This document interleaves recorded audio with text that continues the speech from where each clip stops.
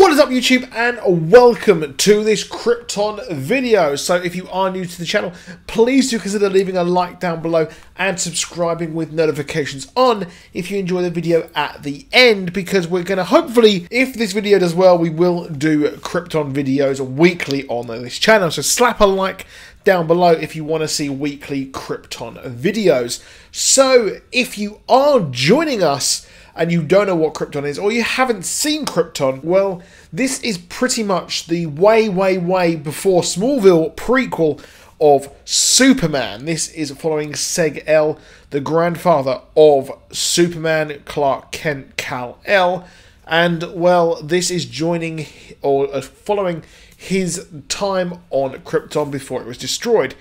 This is a period of Superman history which hasn't really been explored all that much. Granted, we did recently have Superman's father return in DC Rebirth, which was a really cool storyline and was a lot of fun to watch. Or read even, it's a comic.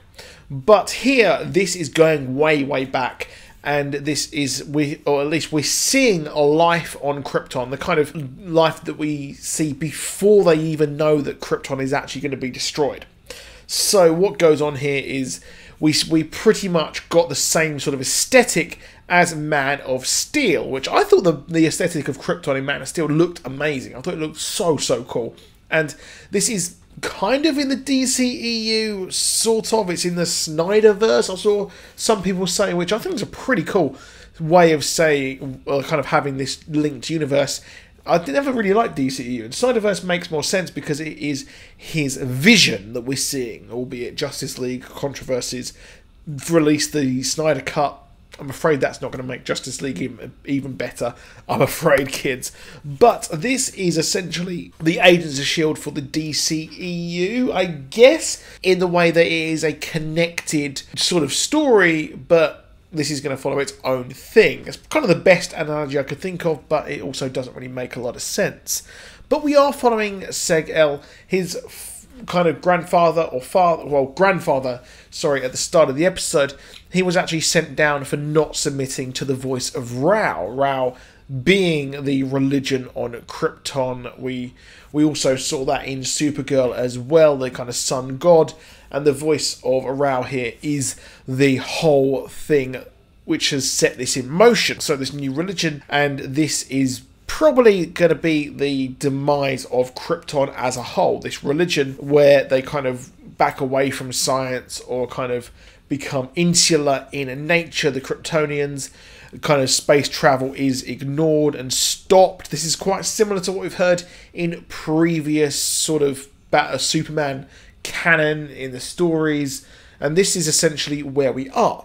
So Seg-El has been segregated from the rest of Krypton. So as a whole, I think it was really good. One thing I'm completely biased of is the fact that pretty much the entirety of it has British accents, which I really like because, well, I'm British and it's nice to hear British accents on TV, which is maybe why I really like Game of Thrones, because I think it sounds better. I don't know why, but to me it just sounds a bit better. I know I'm going to get flamed for that, but yeah, whatever. However, I really did like Adam Strange. The actor who played him was really good. Personally, I would have liked to see Booster Gold. I would have thought Booster Gold might be a bit better and make a bit more sense here in this, in the fact that Booster Gold has been connected a bit better with Superman instead of Adam Strange. Adam Strange is a completely and utterly left field character to be used in this show. He is someone who can only time travel at certain points. He can only time travel when he finds the beams that allow him to travel. But Booster Gold does have a movie being made of him, so I guess I can understand why they have gone the Adam Strange route in this. Overall, like I said, it is really good. The acting is on point. The set designs are stunning. You can really see that they have spent a lot of money on this show. It really does feel like they've put a lot of love and care into this.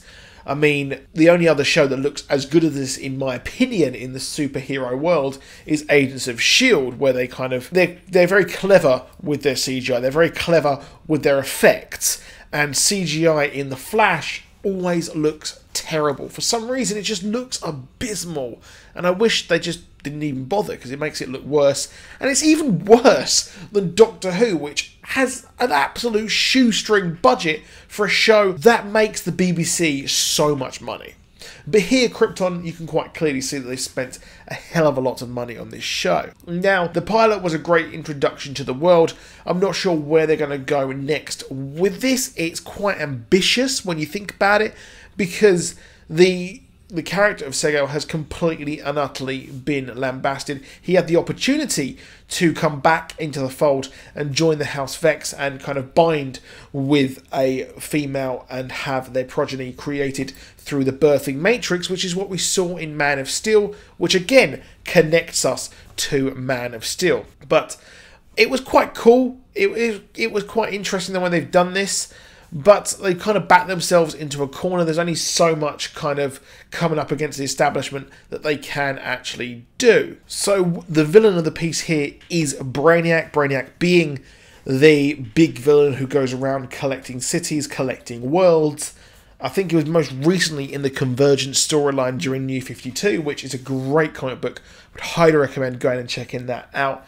It's a really, really good version of that. And Brainiac is a villain who I've never really interacted too much with the Brainiac stories. I've never read too many of them, but I know of him and I know he's a great villain. We've obviously got Brainiac 5 over on Supergirl, which looks absolutely bizarre. But Brainiac was the one who actually bottled up Kandor, or what? Sorry, however you pronounce it. And actually, this is where Superman has spent years trying to regrow Kandor and bring it back to life. So the fact that Adam Strange has come back in time to stop Brainiac is a bit interesting. Now, personally, I think that what's happening is Brainiac has found a way to go back in time and destroy Krypton, and then what will happen is they manage to stop Brainiac. However, he actually just takes Kandor, and this is what leads to Kandor being taken and Superman trying to work out and trying to bring Kandor back to life. So I think he'll fail, but he will simply just take the city of Kandor. And this is where this is actually set.